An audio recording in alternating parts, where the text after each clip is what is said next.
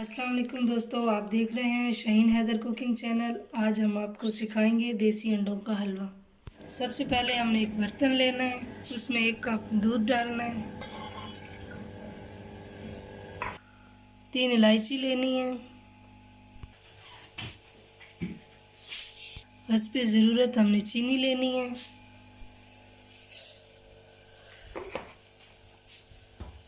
3 دیسی انڈے لینے ہیں، 3 انڈوں کو پھینٹ لینا ہے اچھی طریقے سے۔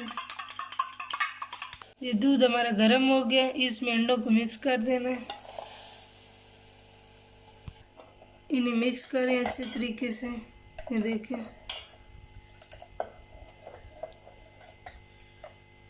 1 چمچ دیسی گھی کا ہم نے بیچ میں ڈالنا ہے، اس کو اب ہلاتے رہیں، اسے اب ہلکی آنچ پہ پکاتے رہیں اور چمچ بھی ہلاتے رہیں ساتھ ساتھ۔